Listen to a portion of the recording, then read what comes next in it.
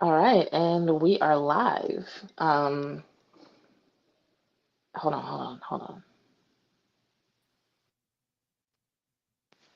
Okay, Okay, now now you you should be should be able to able to hear hear me. me. And And we we are are live. live. I I think think I've I finally finally gotten to gotten to where I where I can can hear for hear for myself myself whether or not whether or not my sound is my coming sound through. is That's coming dope. through. That's dope. But as But usual, as if you usual, are if you are watching, watching, let me know in the let me know comments in the if you can comments if you hear me or can if the hear me or sound if is the fucked up. sound is fucked up. Y'all know. Y'all know the drill. Um, I think this is I what think my this is third what my time third in a time row in a row live or going live or something. something. So shout So out to shout out to everyone everyone who who keeps keeps showing showing up up on on Wednesday Wednesday nights, nights, motivating motivating me me to to continue continue showing showing up up on on Wednesday Wednesday nights. nights. So So I'm I'm gonna gonna be be the the first first to to tell tell y'all y'all there's there's no no real real drama drama right right now now going on going with on the with the Cowboys Cowboys outside outside of of the the Michael Michael Parsons Parsons contract contract situation. situation. And And honestly, honestly, I I think think I I speak speak for for a a large large segment segment of of fans fans when when I I say, say, uh, "Oh, oh, you you said said I I actually actually have have an an echo. echo." Hold Hold on. on. Is that better? Thank you, Sin City. Um, but yeah, I think I speak for a good segment of the fans when I say that's actually preferable. Like, if the only thing that's going on is contract negotiations, great, awesome. Um, And by the way, your girl is tired, so this might be a quick episode. This is why you're getting glasses and hoodie jazz. I love getting dolled up for you guys, and normally I would, but tonight I was like, nah, I just don't have it in me. So here I am. But yeah, as we're waiting for people to file in, one, if you're over on Twitter, come join us on YouTube just to make sure I see your comments. So if you want to join in the conversation, I will see everything that you put in the chat because some of the comments on Twitter just don't come across. Um, Two, real quick, before we hop into the Cowboys news or waiting for more people to show up, did anybody watch the French Open? Because those singles finals were absolutely ridiculous. So, first of all, the final between Alcaraz and Sinner. So that's an Italian and a Spanish dude. So that's why I'm like, I don't know how many of y'all are paying attention to that. But that was the best tennis final of men's tennis, I think, possibly in years. So to put it in football terms, how would I put tennis in football terms? So imagine instead of scoring the most points, football was a game where you had to score a certain number of touchdowns. Like, let's say you had to score 3 touchdowns to win, right?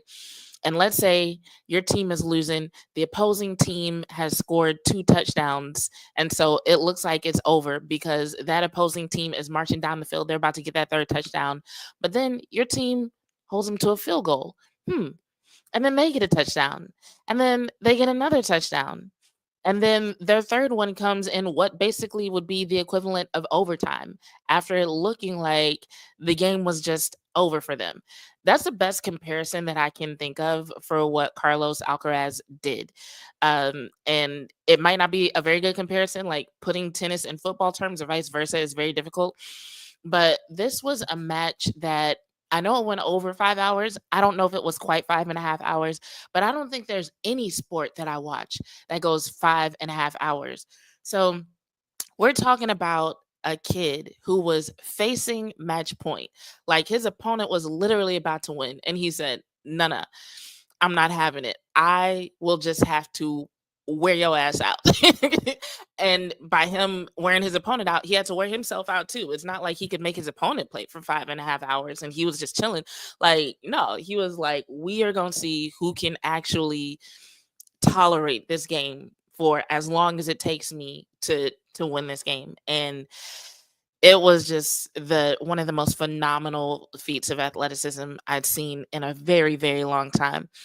Um, and the thing about it is, so I don't remember the details of it, but there was another important match that Center played against Alcaraz, where Center basically ended up losing. A lot of people attribute it to him catching a cramp and not being able to keep up. And there was a point during this final where Center kind of developed a little bit of a limp, and even the announcers were like, "Oh no, Center is compromised. This might not go well for him." And I feel like in his mind, he was like, fuck that. I'm not going out like that again. No, like, I'm staying in this game.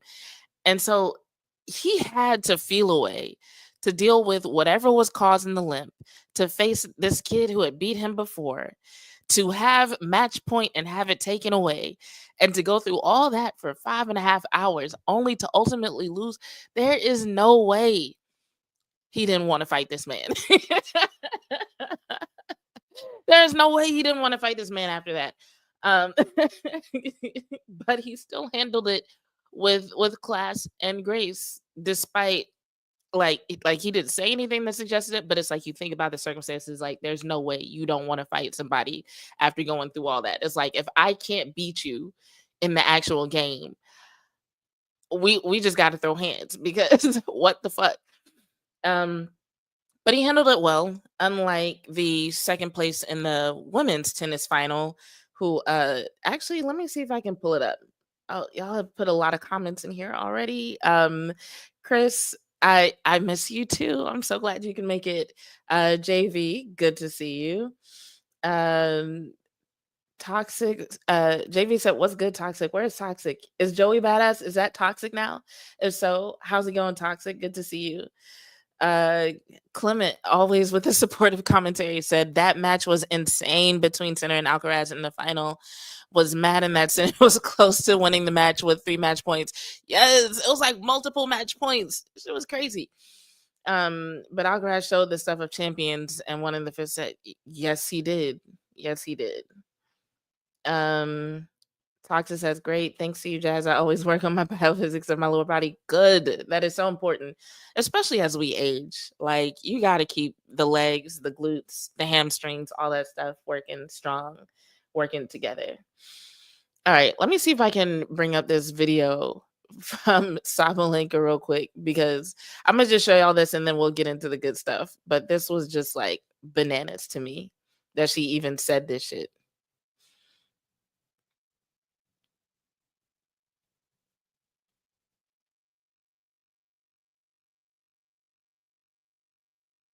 In the past 2 weeks, I played really tough matches, really incredible players, and yeah, I played definitely better level than in the final. It was really, honestly, the worst tennis I played in the last I don't know, I don't know how many months, and the conditions were terrible, and she simply was better in these conditions than me, and I think it was the worst final I ever played.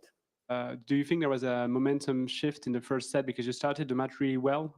You led 4-1. What happened at 4-1? Do you think that Coco got better or the conditions got tougher?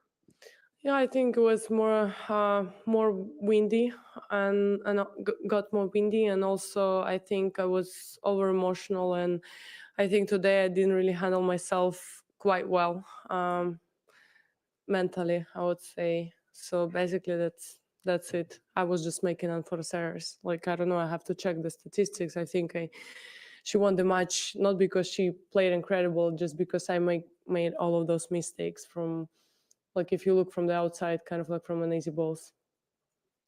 But is it harder because it's the final of the Grand Slam? I mean, these events are so much bigger than Yeah, everything that else. hurts. I mean, especially when you've been playing really great tennis during the whole week. You know, you've been playing against a lot of tough opponents, Olympic champion Iga, you know, and then you go out and you play really bad. Like, I don't know. I think Iga, if Iga would win me another day, I think she would go out today and she would get the win. It just, you know, like.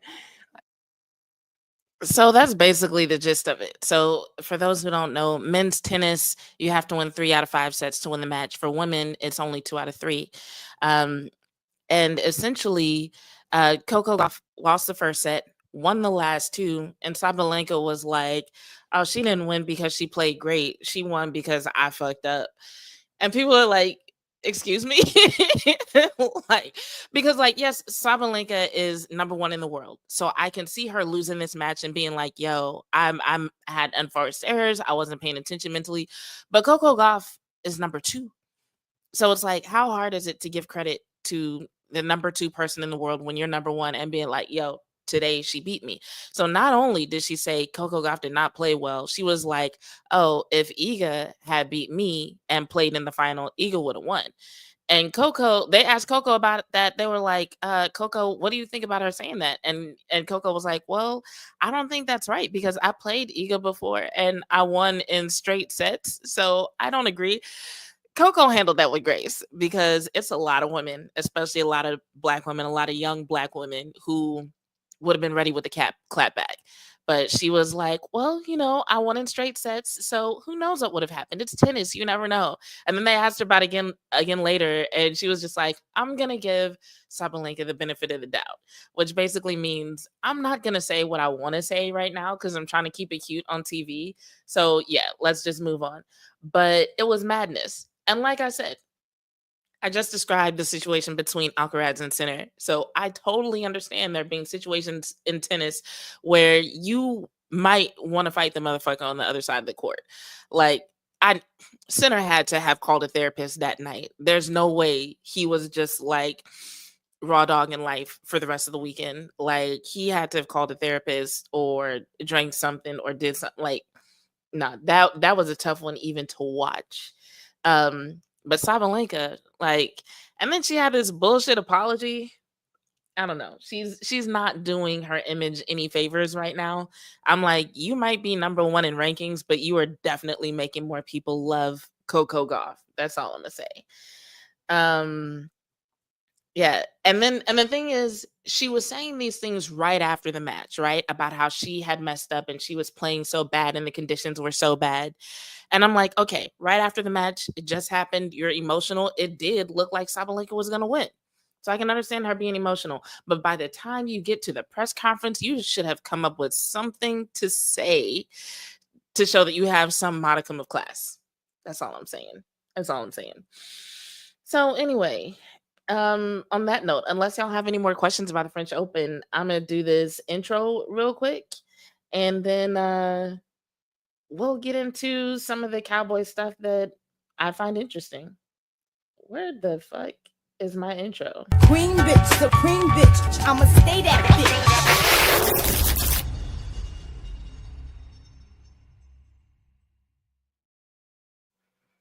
And there it was.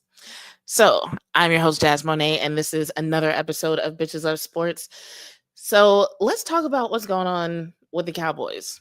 Like I said at the beginning, honestly, there's nothing new. I'm not about to gaslight y'all into thinking that there's so much to fucking talk about. Pretty much the storylines are what they should be this time of year. You got mini camp going on. You've got new players. Everybody's talking about George Pickens and how he's getting along with Dak. People are wondering what's going to happen with the Micah Parsons contract. You've got the whole situation with cornerbacks going on. So I'm going to talk about some of those things, but I'm going to start in a little bit of a different place. And if you've been a Cowboys fan and a fan of mine for a long time, once this clip starts playing, you're going to kind of see where I'm going with this. But I'm going to just let it play for a few seconds and see what y'all have to say in the comments by the first few things that are said by this particular panel of sports media personalities. Let's go ahead and this is a clip, a little bit of a spoiler. This is a clip from an episode of Get Up that aired 2 days ago. So check this out. Two co-favorites, they share this.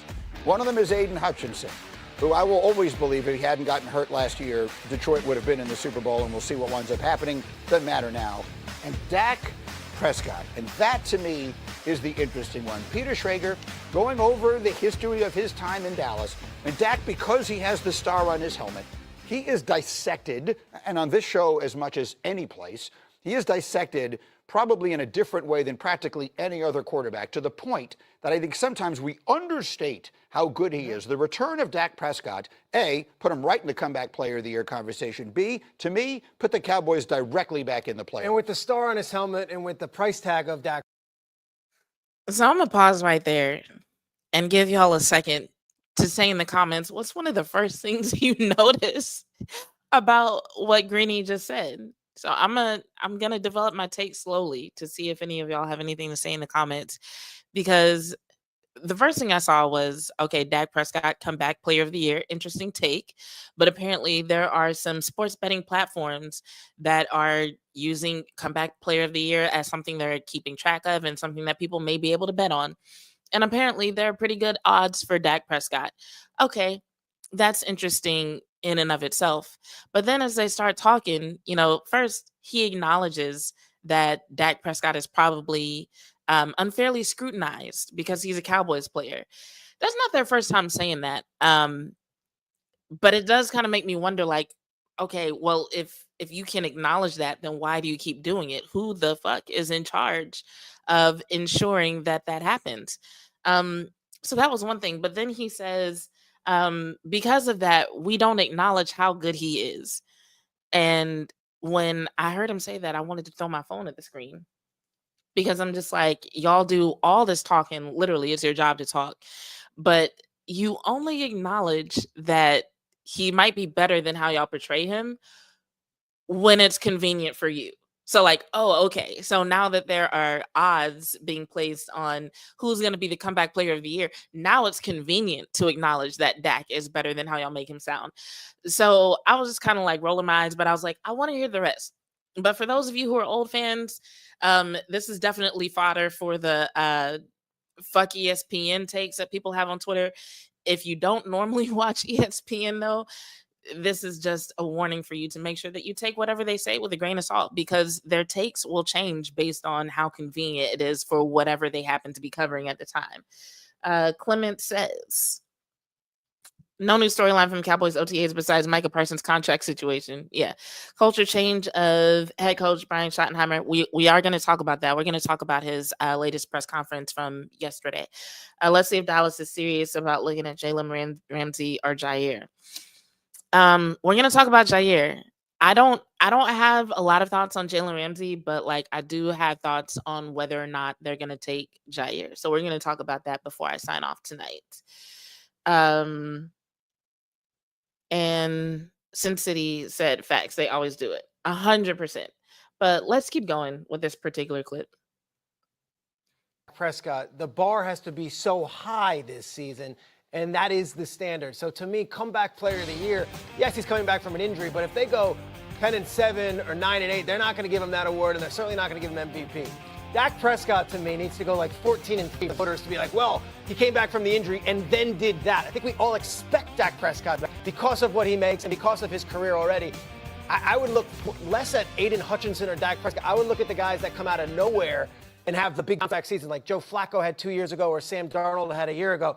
I believe Daniel Jones is more of a comeback player of the year candidate than Dak Prescott, who, although it is a real injury, we've seen lots of players come back from that injury. It would have to be this monstrous statistical season. I don't know if that's what he's Can I say this? Because you said that yesterday as well, and I spent some time thinking about it, and I understand your rationale because that is how they handle the award. But what is he coming back from? Irrelevant. He's coming back from getting benched for being healthy, right? He was benched to make sure he didn't get hurt, and now he's coming back from not being hurt with the Giants. Dak Prescott is coming back from a season-ending surgery. I understand what you're saying. The definition of that award is, let's have it make it be then the comeback player from injury award. We need something. Something, because comeback player is Daniel Jones being discarded, third quarterback in Minnesota, then leading the. That's what I'm looking for. I agree with you. I'm not disagreeing. A lot of guys come back from injuries. That's all.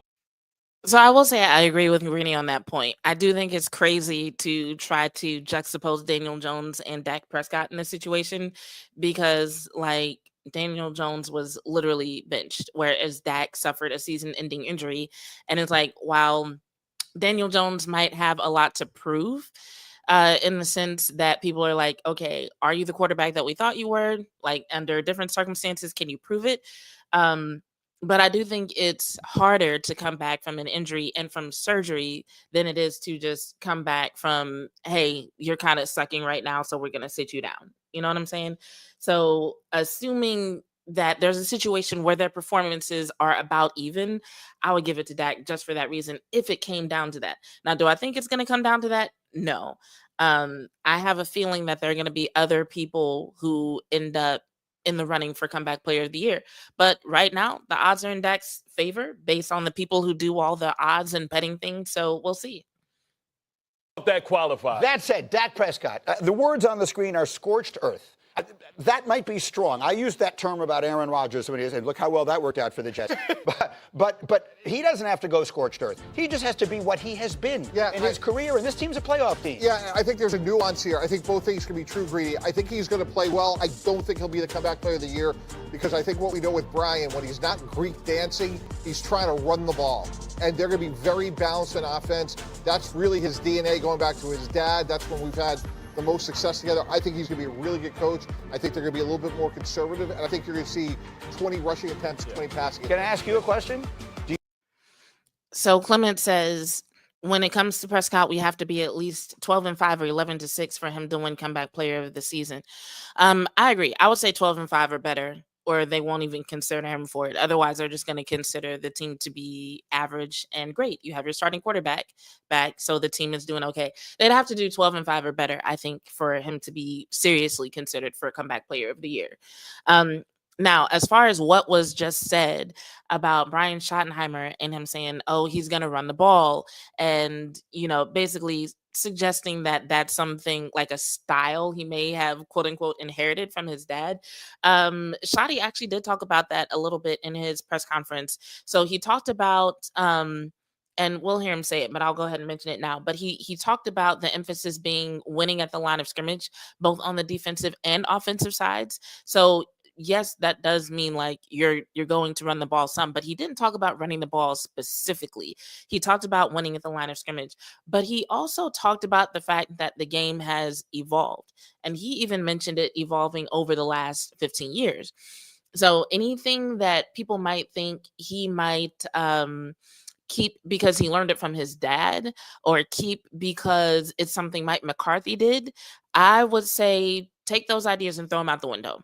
Because what he's saying suggests that he's looking at what wins now, what makes sense now, and basically he's going to be taking the game from situation to situation. And so I'll point out some of the differences between like what he's actually saying and what other people have like carried over based on their own beliefs when we get to that. But we'll finish this first. You have George Pickens and CeeDee Lamb on the outside because you want to run the ball all the time? Totally fair, Greedy. They'll be point scorers. I think Pickens is going to have a massive year. When you acquire, especially a wide receiver in the last year of his deal, he'll play well. But I just think fundamentally, their defense is still very much a work in progress. Running the ball keeps that vulnerability on the sideline. But you don't think Marty Ball 2.0 can evolve a little bit and kind of add a little nuance to it? I think you have to take advantage, not only just the two guys on the outside. Ferguson is a matchup nightmare. And you talk about being able to run the football, that's going to set up all these big explosive plays that I think Dak won't be able to resist. The last time, Dak was healthy, he threw for 4,500 yards. And that was under McCarthy. I understand they didn't run the ball. But in some of these games, there's going to be another team that they're playing that's going to put up points, and he's going to have to throw the ball as well. Quickly, can I just ask you, because you worked with Brian Schottenheimer. Look at that right there, 37. Injury in the open field. The next year, he threw for 4,500 yards, which were more than Josh Allen or Aaron Rodgers, who was the MVP that year, and he threw for 37 touchdowns, more than Joe Burrow, who led his team to the Super Bowl that year. So Dak, in bouncing back, has gone on the attack and not been whack. It's pretty much all I'm saying. Yeah, that's good. But can I ask you, so Shotty, is he going to rein him in? I'm going to just say that Bart being excited about Dak having a good year after injury is just weird. But I'm going to let them finish this up. Because, hey, this is my football. Or is Shotty one of these guys who can adapt and say, oh, we've got these two guys on the outside. We've got Dak Prescott who could throw for 5,000 yards. Yeah, there's no question about it. I could see run, play action, deep shot. Run with what, though? Well, I mean, look, Javonte Williams, we'll see if he's a comeback player of the year. To me, it should be pass, run with that roster. No. Run, pass. What? You have to listen. Sometimes it's not about the yards you get from running. Rex, you say it all the time. It's about the attempts. You got to put body blows. You got to protect that. But maybe that coach doesn't fit that roster to me. You have to protect that defense first by running the football, and everything else will open like a beautiful flower. So, but I think the question. All right, that was unexpected. It's fair to the question. No, the question. So I'm going to say this real quick before I let them finish. One, there seems to be this belief that the defense needs to be protected. Do I believe that the defense is a work in progress? Yes, especially when you look at the secondary and the work that still needs to be done there in terms of making it feel like a very complete roster. but I don't feel like it's going to be such a weakness that they'll have to alter the offense for the sake of protecting the defense, like what Bart is saying.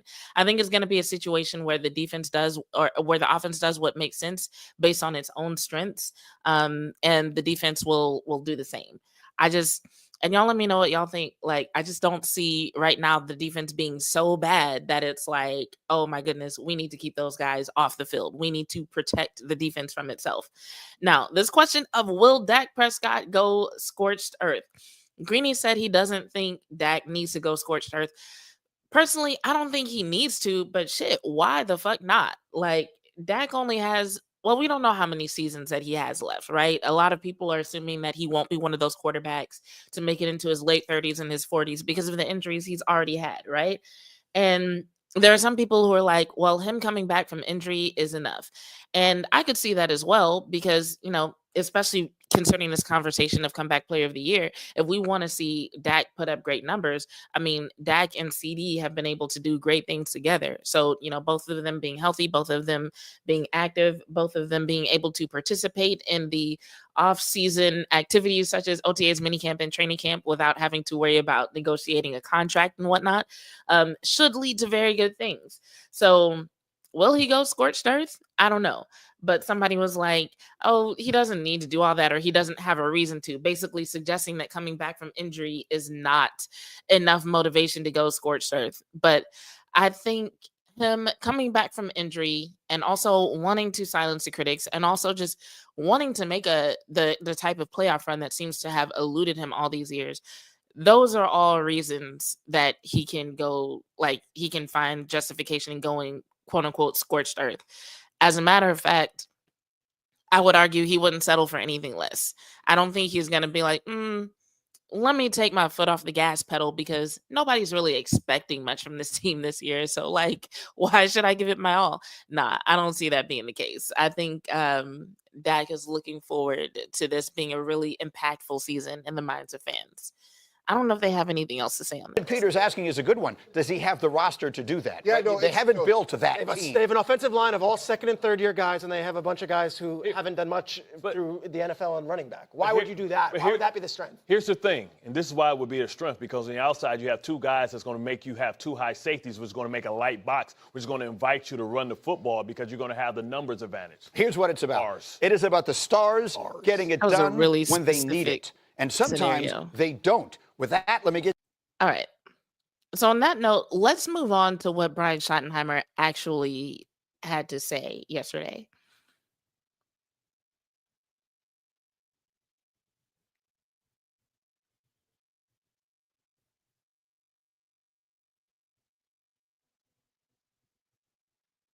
Stockies with The Athletic. Brian, one thing Mike McCarthy said a few times was his system was built on the quarterback being successful. Said that's how he learned it, and obviously his background of learning is similar to yours. Just what is your system? What do you anticipate it being built on? I mean, it starts with taking care of the football. The quarterbacks, obviously, everybody knows that. Quarterbacks, and I agree with Mike. I mean, quarterbacks are so important to our game. But to me, it's never changed. You got to win the turnover battle. You have to own the line of scrimmage. You have to attack with your playmakers, and you have to be multiple. That's what the system is on all three phases: special teams, offense, defense. It doesn't change. And the quarterback's one of those pieces. The quarterbacks are the piece that get a lot of the attention. But at the end of the day, we're going to be judged with whether we win or lose. And the best way to win in this league is to, one, take care of the football; two, to have an incredible set of offensive and defensive linemen to control the game, whether you run it, throw it. People want to talk about numbers. Do you throw it 40 times? Do you run it 40 times? Well, it doesn't really matter. You just have to own the line of scrimmage. And then we have some really good pieces. And so we have to move those pieces around and make them hard to find. And that's when you say attack with your playmakers doing that. And then we're going to be multiple. So I want to point out a few things that he said there. One of the first things that stood out to me the first time I watched this press conference was when he said that he didn't have a specific number. Like when it came to running the ball 30 times, 40 times, he said he didn't have a specific number. And that stood out to me because Mike McCarthy had a very specific number for damn near everything, like down to percentages. Like he wanted a certain percentage of pass completions. He wanted a certain number of, or at least he said he wanted the ball to be run a certain number of times. He was looking at a certain number of pass plays, of run plays, of yards. He had this very specific system for how he wanted to progress throughout the season, the trimester thing that I'm sure a lot of people remember. And what I'm hearing from Schottenheimer is that he has a few basic principles that he's going to apply based on which opponent that the team is facing or what their situation is. And I fucking love that, because I'm like, first of all, what he said about winning at the line of scrimmage, like, yes, that's football 101. And it's the fact that he didn't just say, oh, we need a good offensive line, because like it'll be easy for him to be like, yeah, I'll be an offensive minded coach and be like, we'll focus on the offensive line and protecting Dak. But he's like, no, you need to win at the line of scrimmage. And he mentioned both offensive linemen and defensive linemen specifically, right? And so to me, that says a lot about where his head is at when it comes to how he's going to approach each possession, each snap, so on and so forth. And then I also thought what he said about having pieces that he can move around and having playmakers was interesting, because there have been a lot of conversations had about the running backs that are part of the roster right now and who's going to play what role, and if they have a certain type of running back that they need in order for the run game to be dominant, right? And when I kind of saw how they were putting that room together, one of the things I thought was, well, maybe the Cowboys this season are not so much focused on having a star running back who can take the brunt of the load and make huge plays. Maybe their focus is going to be on having an offensive line who can open up lanes for whoever the running back happens to be. And there was an interview. I wish I could remember when it happened, but there was an interview where Brian Schottenheimer was asked about what he was looking for in a running back. And he mentioned things like, being able to follow blockers and, where they would line up, so on and so forth. Basically, he mentioned skills that I would attribute to any running back who was good enough to make their way into the NFL. And that to me was the first clue that, okay, they might not be looking for a star. They might not be looking for the biggest playmaker at running back. They might be looking for someone who can check these boxes. Boom, boom, boom. They can do these things that a decent running back should be expected to do. And if you have a running back who can do what a decent running back is expected to do, but you have an offensive line who was exceptional at opening up lanes, at, getting to the second level or doing whatever it is. I'm not going to pretend like I know Shoddy well enough to know what he's going to have the offensive line do. But it does sound like having them create the situations for the running backs to be successful is going to be the focus, as opposed to expecting the running backs to create or expecting the running backs to have to figure things out. And then also his focus on pieces, I think, is going to come into play, because if he's talking about having playmakers and he's talking about moving pieces around and making them hard to find, then that to me suggests he's also going to look at the strengths of these individual pieces. And I will say that however you feel about, for example, a Deuce Vaughn, and I'm just using him as an example. What I'm about to say can probably be applied to damn near any running back. But like, let's take Deuce Vaughn, for example. There are certain people who believe in him and his abilities, and there are certain people who are like, okay, he can't cut it, right? But he didn't get a lot of chances last season, but a lot of the chances that he was given, what it looked like was he was put into a situation that was originally made for Rico or for Zeke, and they just plugged him in and expected him to do the thing, even though those particular situations did not play to his strengths. So when I hear Shoddy talk about, look, we're not going to focus so much on specific numbers and how many times we're going to run the ball. Like, we want to make sure we win at the line of scrimmage. We want to make sure, hold on, let me go back and see what he said, because I don't remember everything. Really good pieces. And so we have to move those pieces around and make them hard to find. And that's when you say attack with your playmakers doing that. And then we're going to be multiple. Because let me go back a little bit. One, take care of the football. Two, to have an incredible set of offensive and defensive linemen to control the game, whether you run it, throw it. People want to talk about numbers. Do you throw it 40 times? Do you run it 40 times? Well, it doesn't really matter. You just have to own the line of scrimmage. And then we have some really good pieces. And so we have to move those pieces around and make them hard to. All right. So to put it in a nutshell, it sounds like he has 3 principles for how he wants to run this team. 1, take care of the ball. 2, one at the line of scrimmage. 3, make good use of your playmakers. So when he talks about making good use of his playmakers, it's like you have to be able to play to their strengths. You can't just set it up and expect them to do whatever it is you tell them. And then here's something else that I found interesting, and I don't know if I'll be able to find it. I'll look for it if y'all want to hear it. But there was a point where he was talking about how people are learning what's being presented to them at these camps, right? And he said, there are some players who process things quickly, and there are some players who process things not as quickly. And I like the way that he said that because, one, that was a very respectful way of talking about the cognitive abilities of certain players. Because some people would simply say, yeah, some players are smarter than others, right? But it's not as simple as saying a player is smart or they're not smart. It could literally be the way they process, right? Like even Micah recently had a quote where he was talking about the fact that he is better at learning things when he walks through it than when you give him an iPad and tell him to learn by reading the playbook, right? So different people process things differently and they might process things at different speeds. And I'm glad that he stated it so respectfully. I'm also glad that he acknowledged it because it tells me that he's paying attention to the individual characteristics of his players.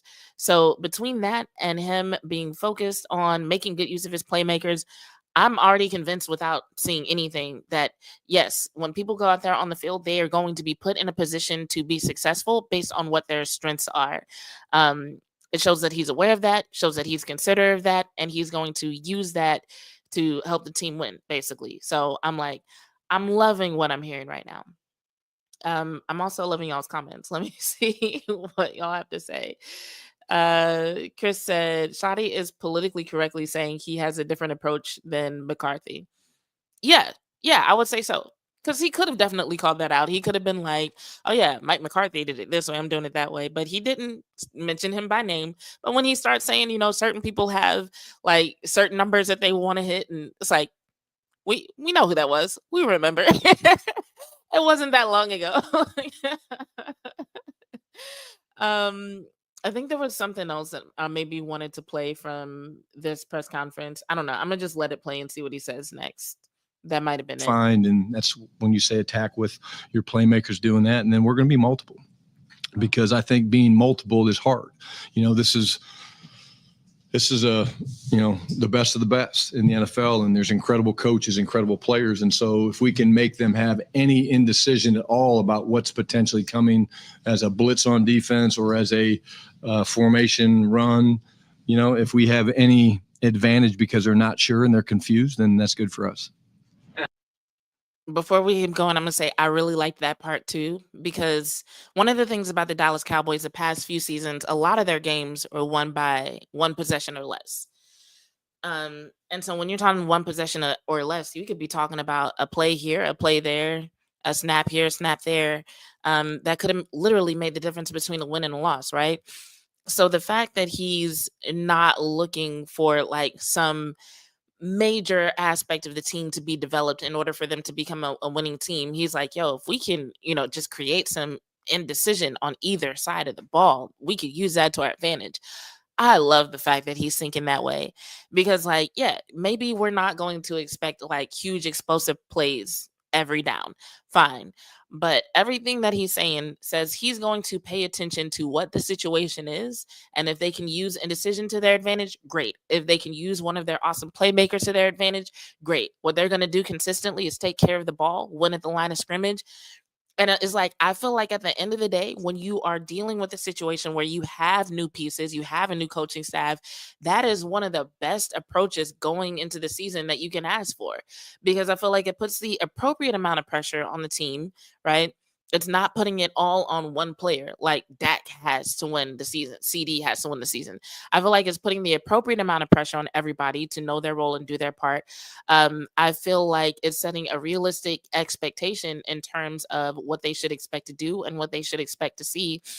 And I feel like it makes everybody take part in terms of ownership of what the outcome is. Because, like, how many times have we complained about, like, what would they do without CD, or people have discussions after a game about who lost the game. Was it the offense or the defense? This to me says he's going to be looking at both sides and he's going to figure out ways to use both sides of the ball for the win. And it won't be all on one player because that just doesn't make sense. Like what was happening with CD, especially last year, made it so easy for them to key in on him and in some cases mitigate what he could have contributed, right? And so, yeah, do we still expect CD to make plays? Absolutely. He's going to make plays. George Pickens is going to make plays, undoubtedly. But when it comes to the game as a whole, are they going to have other weapons that they can use? Are they going to have other tricks up their sleeve, so to speak? 100%.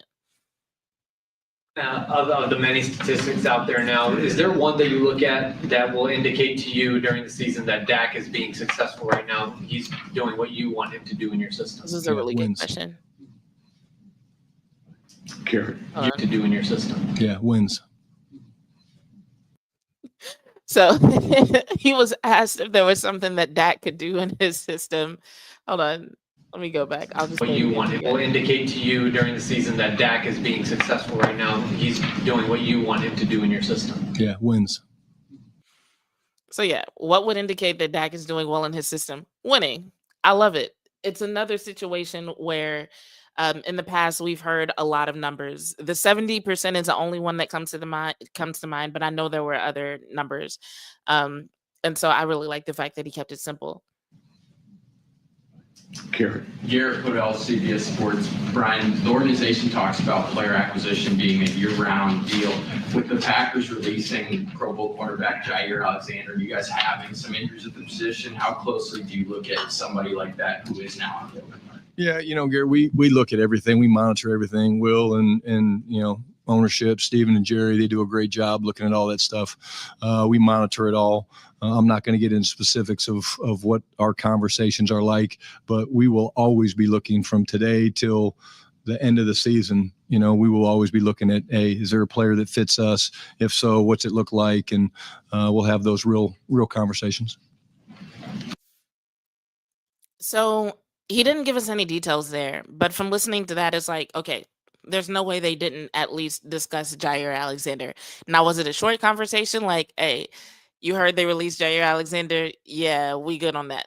Could have been that short, or it could be a conversation that's ongoing. Last time I checked, no one had picked him up yet. But I'm gonna read this section of an article from PackersNews.com.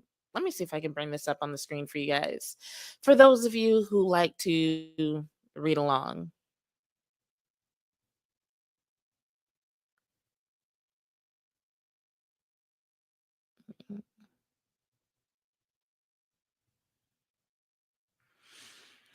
Alrighty.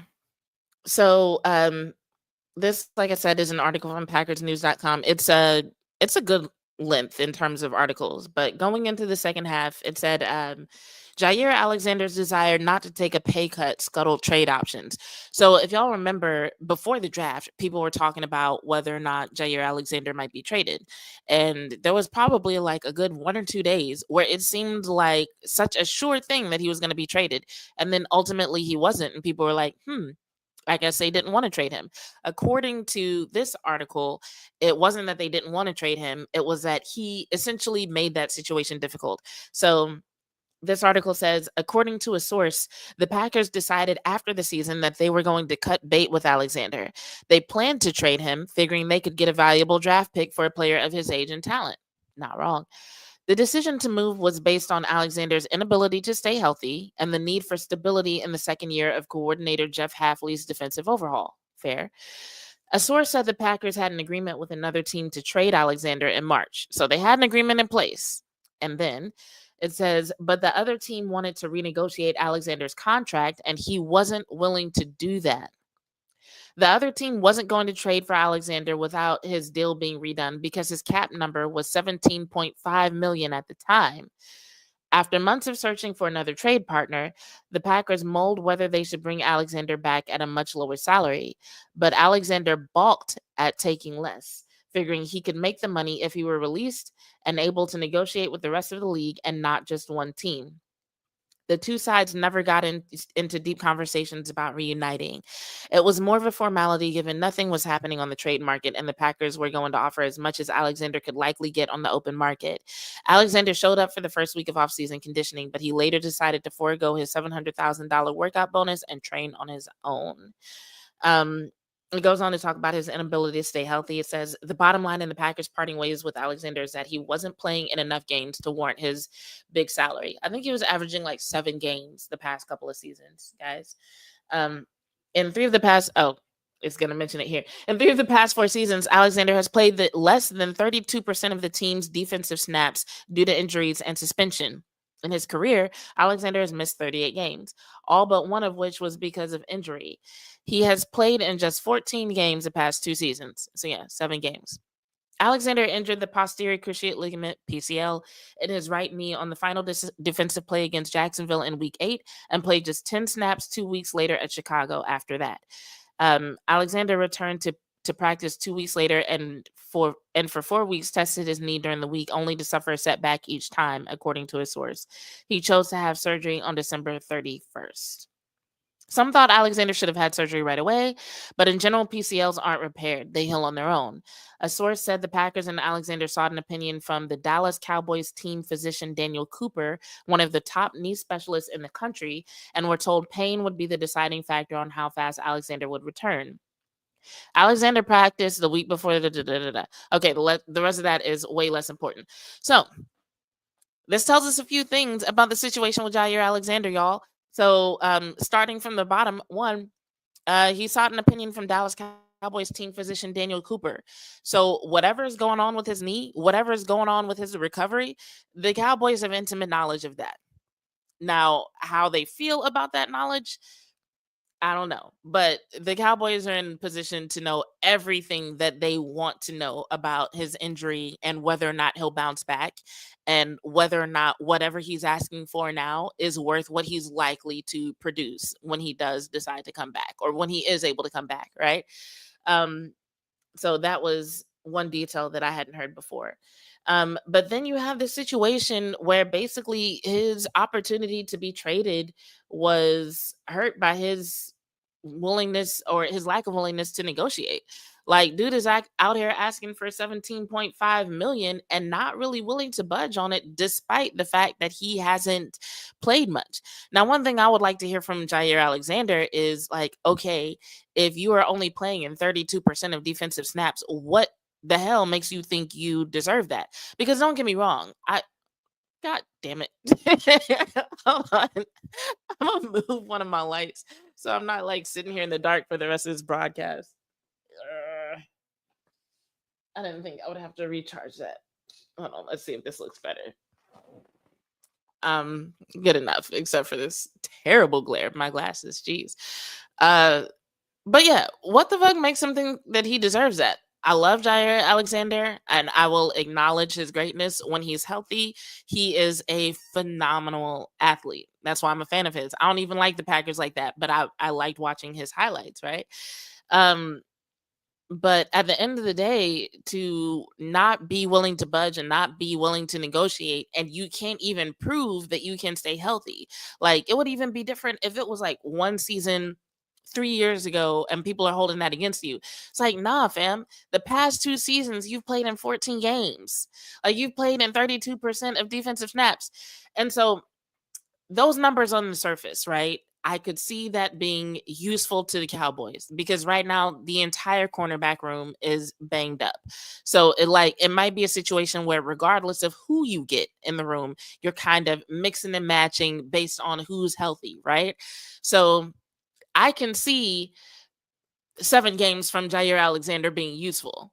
I can see like 32% of defensive snaps being useful. But I don't see the Cowboys paying that number for him to be in 32% of defensive snaps. And I don't know why he won't budge on it. I don't know if, well, I was going to say, I don't know if that's changed now that he's been released, but it probably hasn't, because it sounds like he wanted to be released because he thought if he could negotiate with multiple teams directly instead of just dealing with the Packers, that he would. I'm going to scroll down on this because this ad is distracting me. But it sounds like he thought that if he could negotiate with people besides the Packers, then he could get what he was asking for. So I'm like, Godspeed, Spider-Man. If you can get it, get it. But I feel like with all the information that's out there, I don't see that happening. And it definitely doesn't help. And, props to him for going to a knee specialist. That was smart. But I just imagine that there are other front offices out there that are thinking to themselves, like, okay, Dallas actually could use a cornerback. Their team doctor saw him, and they don't seem to be making a move on him. So that suggests that whatever he's asking for is not really a good idea to pay that right now. So could the Cowboys use Jair Alexander? Yes. Um, should they pay what he's asking for? Most people don't think so. So yeah, and I don't see anything coming up in the comments about it. So I'm gonna assume that y'all are on the same page there in terms of, yeah, it would be nice to get him, but he's gonna have to be willing to negotiate, come down on that number a little bit. All right, let me see if there's anything else that we need to cover. I think that was pretty much it, guys. One more thing that I just wanted to throw at y'all, and I don't really have a lot of thoughts on this, but if you haven't seen it, CeeDee Lamb has released a documentary, or is releasing a documentary. Here's the thing. The video says episode 1, but I don't know when other episodes are coming out or what they're going to be about. So I'm just going to show y'all a clip of this documentary that he has released on YouTube about his contract negotiations this time last year.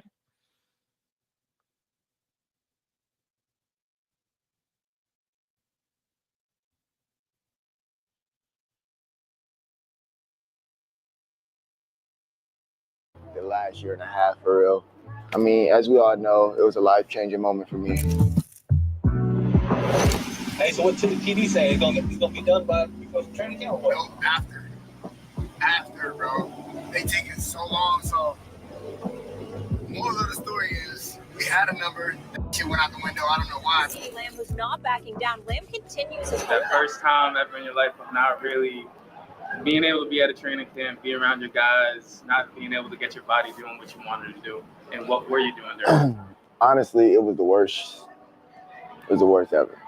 Do you hear me? Like, for those who know me, they know how serious I take this football stuff. You know what I'm saying? Like, with everything in me, I put pride, body, mind, soul, everything I got into winning and the result of it, and obviously preparation that goes into it, you know. And for me to miss out on the right preparation with my team, my quarterback, my guys, just building those bonds off the field, whatever the case may be, you know what I'm saying? Like, I missed out on that. And so essentially those are the vibes of the documentary. It takes you through some personal conversations that he had with his family, his personal thoughts on missing out on training camp. I just thought it was really interesting to be able to hear in his own words what was going through his head and how he felt about everything that was happening at that time.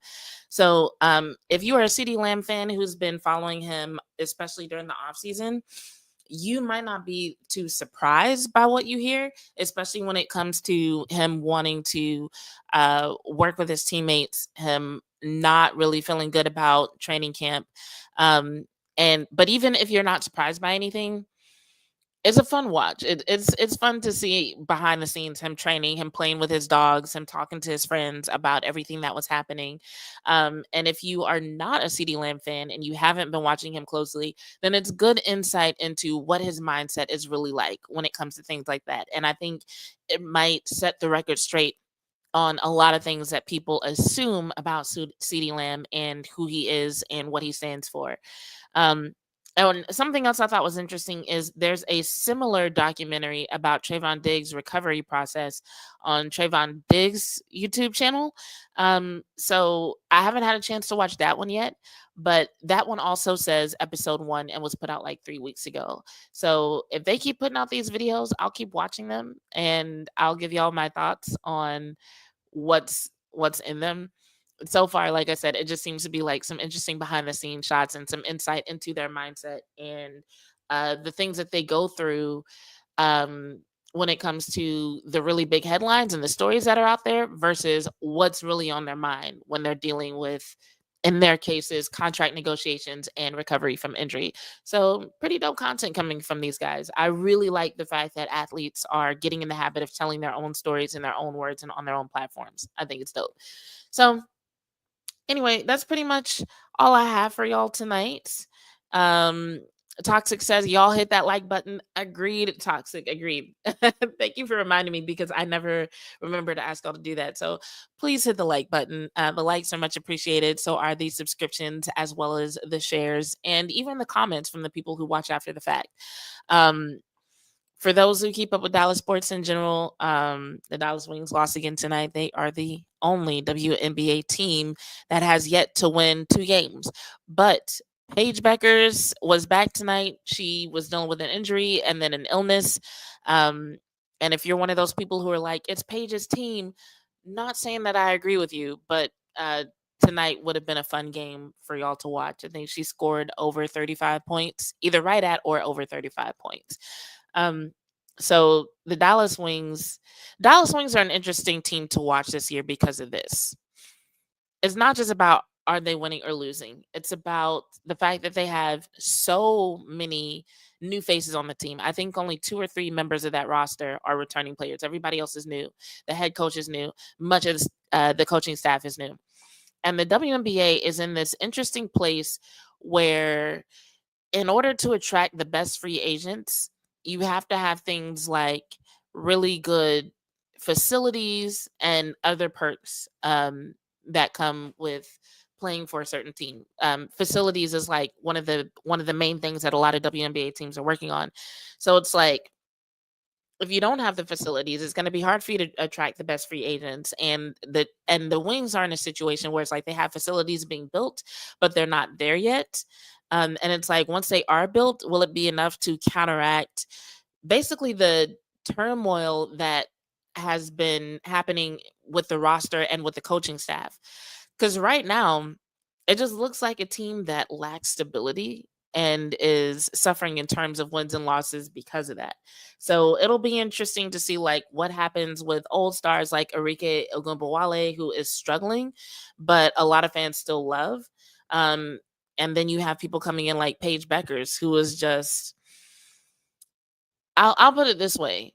She shot for over 75%, but the average tonight for the entire team was under 40%. So like that's how bad the rest of the team is looking compared to what she's bringing to the court. Now this is one game. This was her first game coming back after illness. So who knows? Maybe she just had the juice because she was happy to be back. You know, endorphins, dopamine, all that, it can impact the way that you play. Um, and then plus, Arike Gumbawale has had kind of a bad year. She definitely seems like the type of person who could be distracted by that a little bit. So maybe after a few games, things even out with her and Paige. They find their chemistry again, and maybe the Wings can get another win.